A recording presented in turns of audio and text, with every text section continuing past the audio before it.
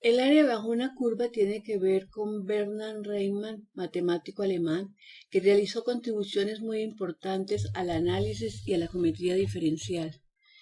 De todas sus contribuciones, la más conocida fue su geometría no euclidiana, basado en una axiomática distinta a la propuesta por Euclides y expuesta detalladamente en sus célebres Memorias, las hipótesis que sirven de fundamento a la geometría, publicado en el año 1867.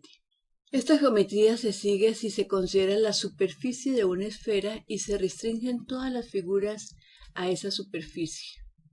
Medio siglo más tarde, Albert Einstein demostró, en virtud de su modelo de espacio-tiempo relativista, que la geometría de Riemann ofrecía una presentación más exacta del universo que la de Euclides. En esta clase veremos uno de sus famosos trabajos, la suma de Riemann, que es un tipo de aproximación del valor del área de una curva mediante una suma finita.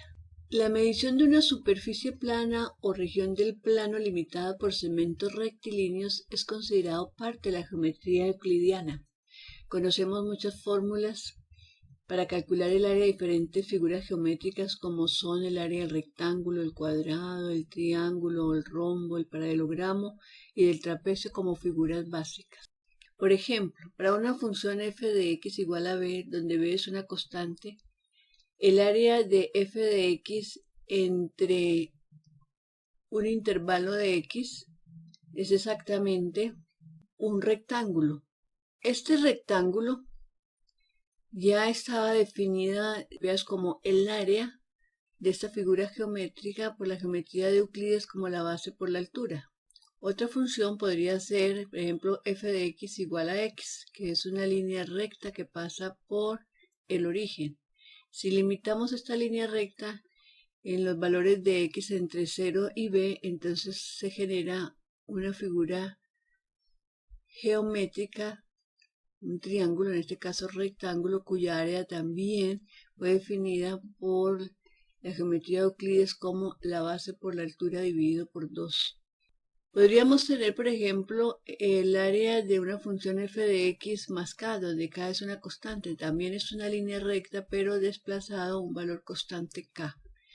Y al colocarle los límites, entonces tenemos esta figura cuya área la podemos calcular a partir de áreas conocidas de acuerdo con Euclides. Entonces tenemos el área del triángulo, que es base por altura dividido por 2, más el área del rectángulo, que es base por altura. Como se puede observar, en la geometría elemental se puede obtener un sinfín de fórmulas que permiten calcular el área de cualquier figura plana limitada por segmentos rectilíneos. Pero, ¿cómo podemos calcular el área bajo una curva? En este caso, se requiere introducir métodos de geometría diferencial. En esta sección vamos a presentar cómo podemos calcular el área de una curva cuando no conocemos la función matemática. Es una función desconocida. La limitamos sus valores en x entre un valor mínimo y un valor máximo. Y entonces vamos a aplicar las famosas sumas de Riemann. Una suma de Riemann es una aproximación del área bajo la curva de esta función entre los límites, en este caso a y b, la cual vamos a dividir en intervalos iguales.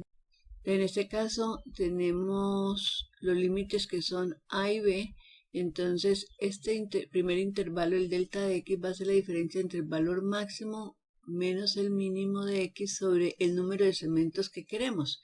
En este caso, por ejemplo, queremos 6, entonces tenemos 6.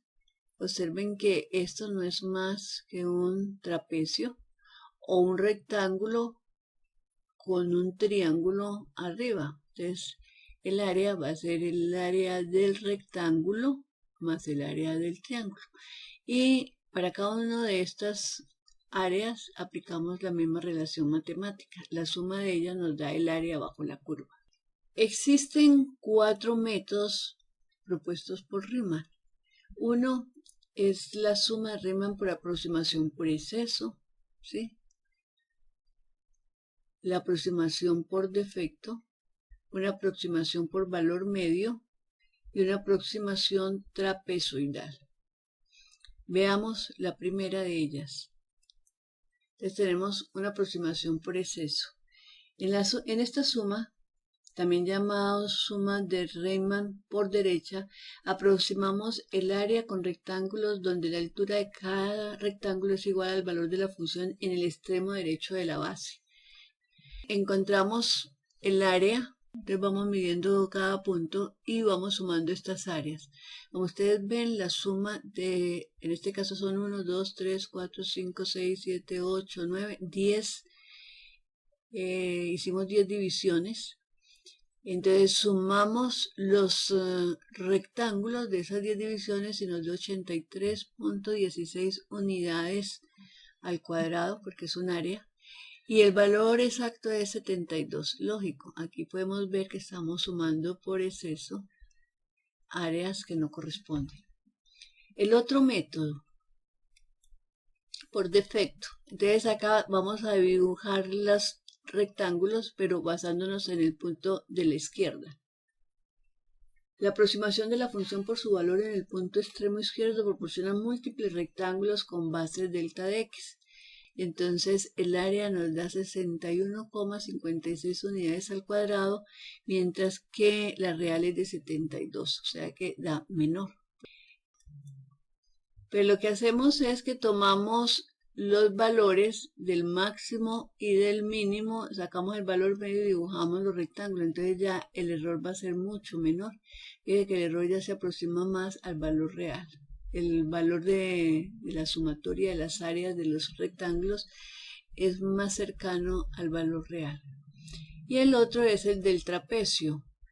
Entonces, sencillamente, aproximamos el área con trapecios donde los vértices superiores del trapecio tocan la curva. Entonces vemos que la suma nos dio 72.468, el valor real es 72, el que más se aproxima. Para facilitar el cálculo, siempre que sea posible, la base de los rectángulos o trapecios debe ser siempre igual, o sea, el delta de x.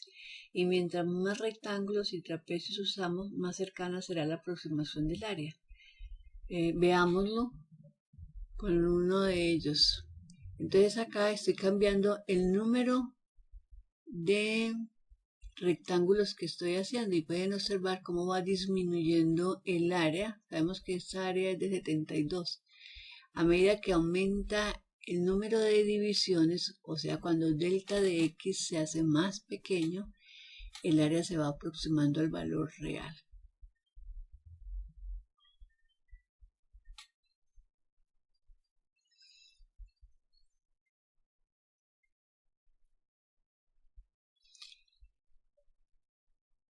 La aproximación del valor del área bajo una curva puede mejorarse tomando rectángulos de aproximaciones más estrechas.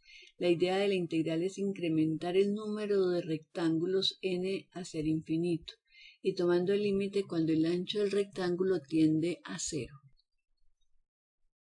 La integral es una herramienta poderosísima para modelar problemas en física que implican cantidades que varían en forma continua. Bueno, jóvenes, vamos a dejar este video hasta acá.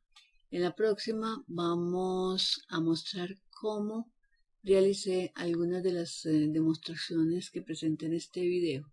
Haremos algunas de las sumas. Chao. Hasta la próxima.